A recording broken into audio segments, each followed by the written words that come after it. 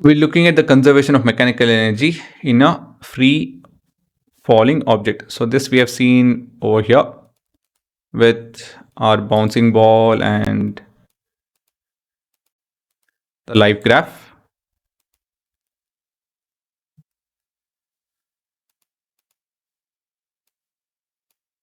Right? So you can see in all of the possibilities over here, like infinite possibilities over here, the mechanical energy is not changing. So that's what we are trying to prove. Okay, so let me close this. I think here, yeah, can you see that? So mechanical energy, it will be the sum of these two. If I cut this and paste it over here, the height that is reached by the combination of this towers and this tower will be the same. So these two added will give us this tower. Okay.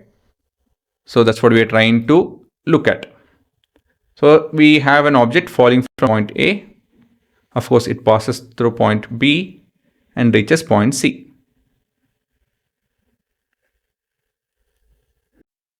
Say this has this thing is at a height of h. So let me do that.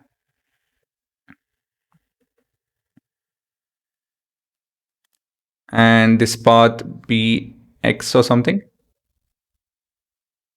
And so by default, this path will be h minus x. Agree? So this is the object starts falling at a time of 0 second and with the initial velocity of 0 meter per second.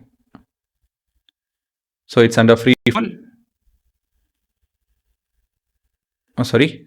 We'll consider down as positive. Then acceleration due to gravity. I'll mention it over here. Okay.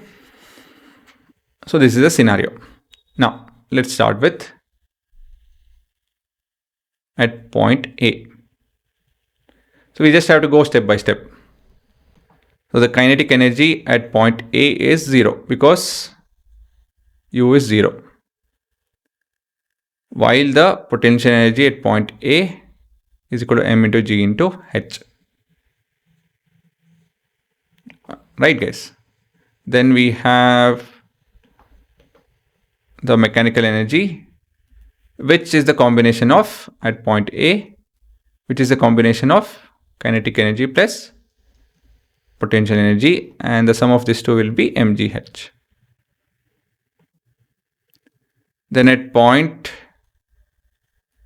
B, what we have here is, okay, so let's have a look. At point B, we need to figure out the kinetic energy. For that, we need to know the velocity. So for that, I will use v square is equal to u square. So initial velocity is 0 plus 2ax. That's the displacement, right? So 2ah. I'll just write the formula first. So we have vp square is equal to 0, 2 into g into x. So down is negative, so everything is, so we are moving this way. Just a second. Right, and then down again. So this is a scenario. Next, what do we have is your kinetic energy, which is half mvp square. So in this case, it will be half of this expression, that would be mgx, right? 2 and 2 will get cancelled and we'll get this expression. This is at B.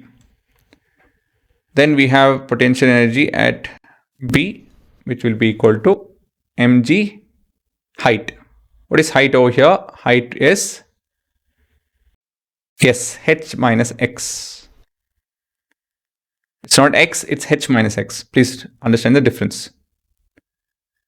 Kinetic energy is related to x because the object has traveled the distance of x. So this is 2as, my bad. Let me write that itself, 2as. And so this formula, and so this x over there, while over here it is mg h minus x. Now finally the mechanical energy at point P, which is a combination of potential energy and kinetic energy, is mgx plus mg h minus x. If I expand on this, I'll get mgx minus mgx, those will cancel, and we have mgh.